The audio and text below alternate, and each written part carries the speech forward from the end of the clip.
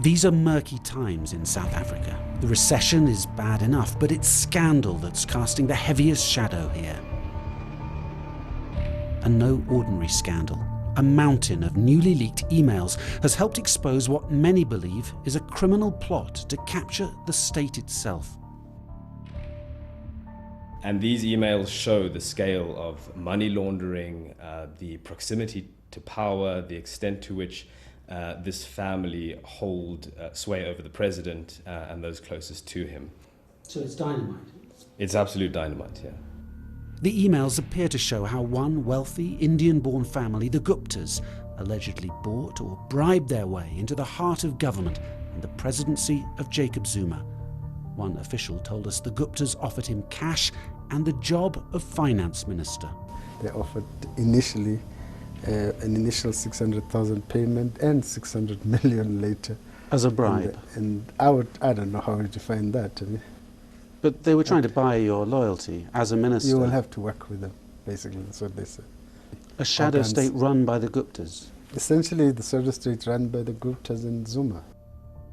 The Guptas and their Oak Bay company have strenuously denied all such allegations. President Zuma too. But the howls of outrage here continue to grow. You can see that there is a serious conflict of interest and, in fact, defeating the ends of justice by those who are in certain positions of power who made it possible for these vultures to make a meal of our democracy. By vultures, you mean the Guptas? The Guptas. In the middle of this extraordinary political drama, a group of British spin doctors pitched up here in Johannesburg. Bell Pottinger had been hired by the Guptas to clean up their toxic reputation. Anyone could have told them it was a risky job.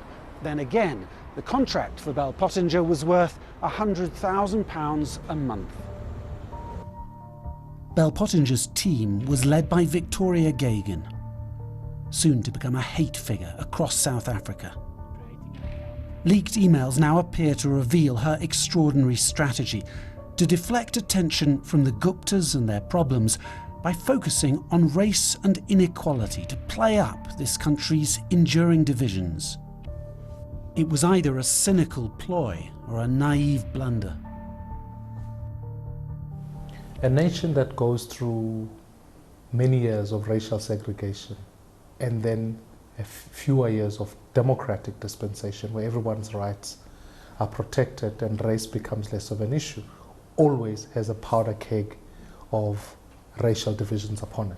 And so when actions like Bell Pottinger, etc., then start that journey, it's very quickly for it to become a wildfire. Bell Pottinger wrote or edited speeches for the Guptas' political allies. If needs be, we declare civil war.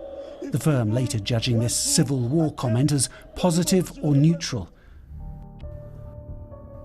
Meanwhile, a campaign against white monopoly capital began on social media, quickly going viral and getting amplified by uglier, more radical voices. What's this one? It's a dog, basically, with puppies. Bitch. It was part of a black ops propaganda campaign to get the media off this corrupt network's back. So they were trying to distract attention. Yes, and it happened to many of us. All the journalists who were writing about state capture or who were interested in this new crony network, really you could see almost daily there would be these, largely driven on Twitter and social media, in quite insulting images of them made. And only now do you understand that it was actually a constructed campaign. Bell Pottinger's precise role in some of this is hard to pin down. Slick new websites appeared from nowhere, along with an army of what appeared to be automated fake Twitter accounts. We asked an expert here if he could see Bell Pottinger's hand behind the scenes. In looking at all of the evidence, the messages that were being tweeted, the fact that the narrative fits in exactly with the messaging they were trying to convey and that they recommended to the Gupta family, it stands to reason that they had to be either behind it or at least very closely involved.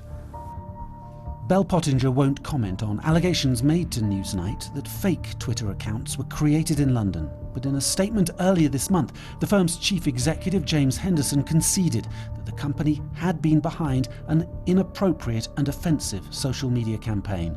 Africa is ours. It's not yours.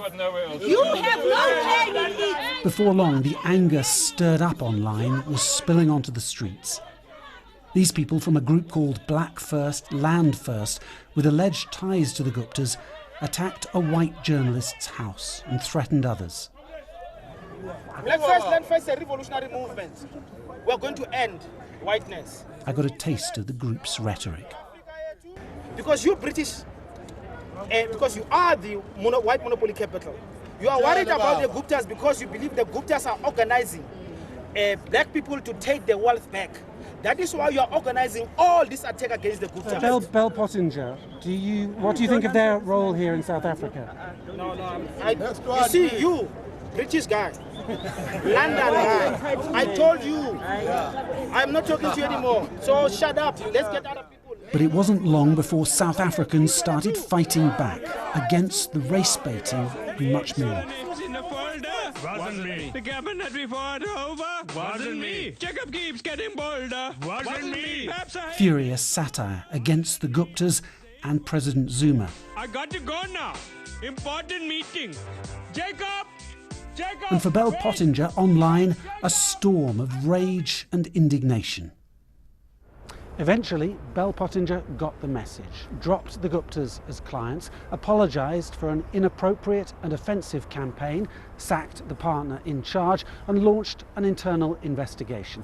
Back in London, the company insists it was misled about what was really going on here. But was it?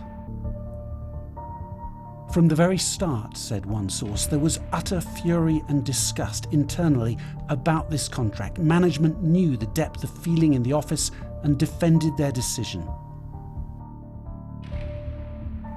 That's a claim Bell Pottinger denies, saying we took action as soon as we were made aware of behaviour that went against the very core of our ethical policies. The picture is muddied by a bitter falling out between Lord Tim Bell and the company he founded. The peer, who left last year, says he warned against taking on the Gupta account and says the firm's senior management knew all about it. The company declined to comment on this claim, but a source there told us Bell himself had helped to secure the account. The source said CEO James Henderson had been aware of plans to promote economic emancipation, but was not aware of the details of what his staff were doing until the story broke in the South African media. So what now? The demand here is for the company to reveal all. If they want to truly retain some credibility out of this saga, it must be on the basis of total transparency. Building institutions takes a long time, and the kind of institutions we are talking about are vital to any state anywhere in the world. Destroying them can happen overnight, and Bell Pottinger has contributed to that. And that makes my blood boil. That makes me so angry that essentially they came here to destroy what we've painstakingly, painfully built over 23 years. This has been a bruising experience all round, but the larger battle is only just getting started here in South Africa. A fight back against state capture, against President Zuma, and against a rainbow nation's dangerous decline.